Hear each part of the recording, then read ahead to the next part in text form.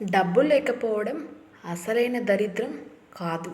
సద్గుణాలు లేకపోవడం అసలైన దరిద్రం.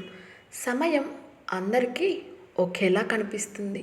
కానీ అందరూ ఒకేలా వాడుకోలేరు మిత్రమా. తప్పు లేని చోట తల వంచకు. నమ్మకం లేని చోట వాదించకు. ధనం మీద ఆశ పెరిగే కొద్దీ ఆరోగ్యం, బంధాలు, ప్రేమ, ఆప్యాయతలు అన్నీ దూరం అవుతాయి. చదువు చెప్పే పాఠాలు ఎలా బ్రతకాలో నేర్పిస్తాయి మిత్రమా, గుర్తుంచుకో. కానీ జీవితంలో నేర్పే గుణపాఠాలు ఎలా బ్రతకకూడదో నేర్పిస్తాయి. మౌనాన్ని అవసరాన్ని బట్టి వాడలేవు. కానీ అన్ని వేళలా మౌనంగా ఉంటే సమాజం నిన్ను వెక్కిరిస్తుంది మిత్రమా. నీ గురించి నువ్వు ఎక్కువగా చెప్పుకోవద్దు. ఇతరులు చెప్పుకునేలా ప్రవర్తించు మిత్రమా.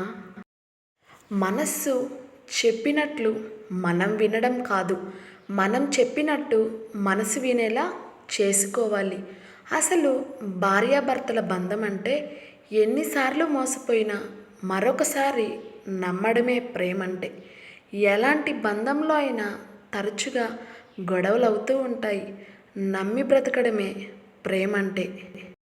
నిన్ను నమ్మిన వారిని ఎప్పుడూ నమ్మించి మోసం చేయకండి. వాళ్ళు తట్టుకోలేరు. గుర్తుపెట్టుకోండి, భార్యాభర్తల మధ్య ఎన్ని గొడవలున్నా వారి మీద ఒకరి మీద ఒకరికి ఆ కేరింగ్ అనే ఆ ఎఫెక్షన్ కానీ ఎప్పటికీ తగ్గవు. అదే కదా నిజమైన ప్రేమ అంటే. ప్రేమున్న చోట అనుమానం ఉండదని అంటారు కొందరు. కానీ వాళ్లకు తెలియదు ప్రేమున్న చోట అనుమానం ఉంటుందని.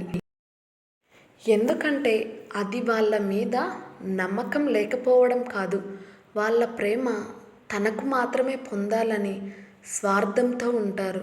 ఇది తెలియక చాలామంది పెళ్ళికి ముందు, పెళ్ళి తర్వాత విడిపోతూ ఉంటారు.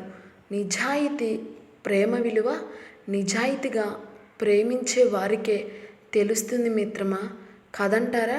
ప్రేమ ఉన్న చోట కోపడ్డం, అలగడం సహజం. ఇలాంటి వాళ్ళకి నటించడం రాదు మిత్రమా. వాళ్ళని ఎప్పటికీ కూడా వదులుకోకండి. ఏ బంధమైనా అందులో ఇద్దరు కావాలని మనస్ఫూర్తిగా కోరుకున్నప్పుడే అటువంటి బంధం ఎప్పటికైనా చెడిపోకుండా, చెదిరిపోకుండా ఉంటుంది మిత్రమా. నా ఛానల్ని లైక్ చేయడం, సబ్స్క్రైబ్ చేయడం మర్చిపోకండి.